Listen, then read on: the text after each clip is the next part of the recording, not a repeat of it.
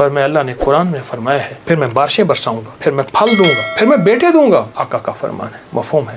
اور بہترین خطا کار وہ ہے جو توبہ کرنے والا، جب بندہ کہتا ہے ایسی راہیں کھل جاتی ہیں کہ مولا مجھ سے بڑا کوئی دنیا میں مجرم ہے ہی نہیں۔ آئیں پھر ایک اور چیز بھی تحفہ دیتا ہوں، حضرت امام حسن کا، یہ وہ گھرانہ ہے اہل البیت کا جن کی برکتوں سے معاشرے کو، زمانے کو دنیا بھی ملی، دین بھی ملا، عشق بھی ملا، حرمت بھی ملی، عزت بھی ملی، وقار بھی ملا، مانگنا بھی ملا، رونا بھی ملا، اشک بھی ملے، آنسو بھی ملے، اور اللہ کے خزانوں سے لینے کا مزاج بن گیا۔ اللہ سے لینے کا مزاج انہوں نے بنایا۔ امام حسن بیٹھے تھے جو حضرت امام حسین کے بڑے بھائی تھے رضی اللہ تعالیٰ عنہ، سلام اللہ رضوان اللہ تعالیٰ علیہ اجمعین۔ تو آپ کی خدمت میں ایک شخص آیا، کہا کہ فصل جو ہے وہ میری بہت زیادہ، اس کی کھجور کی بارش ہی نہیں ہے، اور میں نے کچھ جو بیے ہوئے ہیں، کچھ فلاں چیز ہے، بارش ہی نہیں ہے، بارش کی دعا فرما دے۔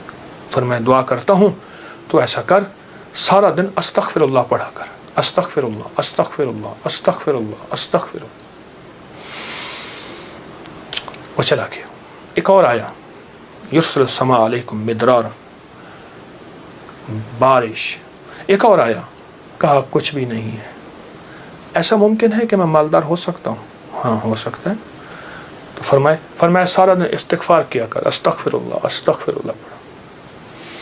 ایک اور آیا، کہا گھر نہیں ہے، جھونپڑا بھی نہیں ہے، کہ مجھے گھر مل سکتا ہے؟ فرمایا ہاں مل سکتا ہے۔ فرمایا کیا؟ میں استغفار کیا کر، سارا دن استغفر اللہ پڑھا کر، بہت پڑھا کر۔ ایک اور آیا، اس نے کہا میں چاہتا ہوں میرے باغ ہوں اور میں باغات کا مالک ہوں، مجھ جیسا فقیر تنگ دست ایسا ہو سکتا ہے؟ میں ہو سکتا ہے۔ میں کیا؟ میں استغفار کیا کر۔ جو سائل آ رہا تھا اسے استغفار بتا رہے تھے۔ جب سارے سائل چلے گئے تو غلام نے پوچھا آقا آج آپ نے ہر بندے کو استغفار ہی بتایا ہے، کیا وجہ ہے؟ فرمایا اللہ نے قرآن میں فرمایا ہے کہ جب تم استغفار کو لازم پکڑو گے، جب استغفار کو لازم پکڑو گے، پھر میں بارشیں برساؤں گا، پھر میں پھل دوں گا، پھر میں بیٹے دوں گا۔ اس میں ایک سائل وہ بھی آیا تھا جس کی اولاد نہیں تھی، اسے بھی فرمایا استغفار کر، اور اس نے میاں بیوی نے خوب استغفار کیا اور اپنے بیٹے عطا فرمائے۔ مدرارا بے اموال و بنی، انہارا، بیٹے، نہریں، نعمتیں، میوے، رزق، استغفار۔ اچھا استغفار سے مراد کیا ہے؟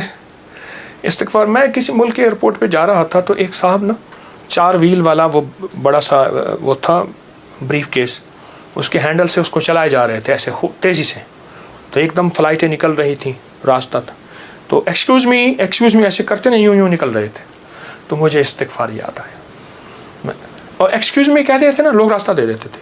اچھا جب بندہ استغفار کہتا ہے، استغفار کرتا ہے، ایسی راہیں کھل جاتی ہیں، ایسے راستے کھل جاتے ہیں، ایسی منزلیں آسان ہو جاتی ہیں۔ کیوں؟ فرمایا تم سارے کے سارے خطا کار ہو، آقا کا فرمان ہے، مفہوم ہے، اور بہترین خطا کار وہ ہے جو توبہ کرنے والا۔ استغفار کے معنی یہ ہے کہ اللہ میں اعتراف جرم کرتا ہوں، اعتراف جرم کرتا ہوں۔ ہمارے یہاں ایک گھر کے قریب نا ایک دوسری گلی میں آرا مشین تھی، یہ لکڑیاں کاٹنے کی، تو اس کا ایک ٹریکٹر ڈرائیور تھا، پرانا روسی ٹریکٹر تھا جو بڑے بڑے تنے اٹھاتا تھا اس کے درختوں کے۔ تو ڈرائیور جو تھا وہ ہمیشہ جو ہے وہ گاڑی اپنا ٹریکٹر درمیان میں چلاتا تھا، کبھی دائیں بائیں اتارتا نہیں تھا، پھر لڑائیاں بھی ہو جاتی تھیں، جھگڑے بھی ہو جاتے تھے، مار کٹائیاں بھی ہو جاتی تھیں۔ وہ ڈرائیور میں نے دیکھا ہوا بیچارہ ایک حادثے میں فوت ہوا۔ اچھا اس کے مزاج میں ایک عجیب بات تھی، وہ نا جاتے ہی لڑائی کر لیتا تھا، جھگڑے کر لیتا تھا، کبھی ٹریکٹر کا ویل نیچے نہیں اتارتا تھا۔ جھگڑا کرنے کے بعد، سارا کچھ کرنے کے بعد وہاں پہنچتے اپنی قمیض اتارتا تھا، پولیس والوں کو کہتا تھا، تھانے والوں کو، یا جہاں کہیں اس کو لے جاتے تھے انصاف کے لیے یا جھگڑے کو ختم کرنے کے لیے، کہتے مجھے مارے، میں مجرم ہوں۔ وہ کہتے بات کیا ہے؟ کہتے مارے میں مجرم ہوں۔ اب وہ کیسے مارے؟ بات تو سنیں۔ اچھا वो बात थी ऐसी कि उसको मार पड़नी थी। जब वो कहता था मुझे मारे तो मार पड़ती ही नहीं थी। क्यों? उसने आते इतराफ जुर्म किया। जो इस्तिग़फ़ार करता है वो सारा दिन जुर्म का एतराफ़ करता है। मौला मेरी तन्हाइयाँ भी दागदार हैं, मेरी आँखें, मेरा दिल, मेरे जज्बे, मौला मेरे दिन रात सारे दागदार हैं। मुझे अपनी पस्ती पे शर्म है, मुझे अपनी पस्ती पे शर्म है। तेरी वुसअतों का ख्याल है, पर अपने दिल को मैं क्या करूं, इसे फिर भी शौक़ विसाल है। याद में तेरी सबको भुला दूं, कोई ना मुझको याद रहे। कुछ तुझ पे सब घर बार लुटा दूं, खाना दिल आबाद रहे। नज़र से अपनी सबको गिरा दूं, फ़कत तुझसे फरियाद रहे। यार रहे यार अब तो मेरा, और मैं तेरा यार रहूं। हर वक्त ज़िक्र व फ़िक्र में तेरे मस्त रहूं, सरशार रहूं। होश रहे न मुझको किसी का, मगर मैं तेरा होशियार रहूं। हाँ, ये इस्तिग़फ़ार है कि मौला मुझसे बड़ा कोई दुनिया में मुजरम है ही नहीं। मैंने अपने जुर्म का 100% एतराफ़ भी करता हूँ, मुझसे बड़ा कोई मुजरिम नहीं। जब बंदा इस जज्बे पे आता है, फिर अल्लाह के ख़जानों से उसके लिए हैरत अंगेज़ बरकत, रहमत, रिज़्क़, इज़्ज़त, वुसअत, अता, शफ़क़त और रहमत के दरवाज़े खुलते हैं। तो ये शुहदा की यादें हमें मांगना भी देती हैं, मांगना भी सिखाती हैं, अल्लाह के ख़जानों से लेना भी सिखाती हैं। और ये शुहदा की यादें हमें बहुत एक रास्ते और मंजिल देती हैं। आएँ हर साल 9-10 मुहर्रम नहीं, अपना पूरा दिन, अपनी पूरी रातें, अपना सारा साल 9-10 मुहर्रम बनाना है और आशूरा का दिन बनाना है। वो क्या?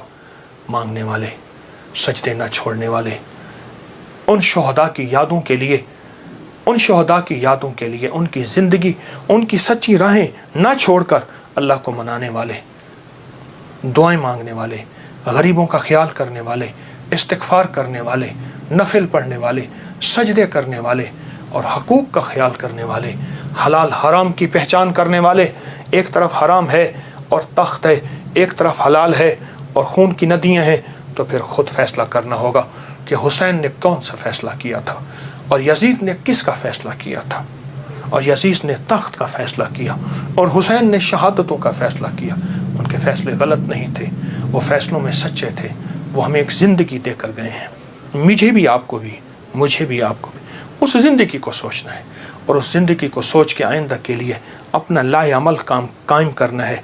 आज के बाद हमारा हर दिन आशूरा का होगा, सब्र में भी, अता में भी, तौबा में भी, मांगने में भी, दुआओं में भी, इस्तिग़फ़ार में भी, अल्लाह की मोहब्बत में भी, इश्क़ मुस्तफ़ा में भी और मोहम्मद आले मोहम्मद की निस्बतों के साथ, असहाब मोहम्मद की शहादतों और निस्बतों के साथ इंशाअल्लाह हमारा हर दिन इसी तरह रोशन होगा।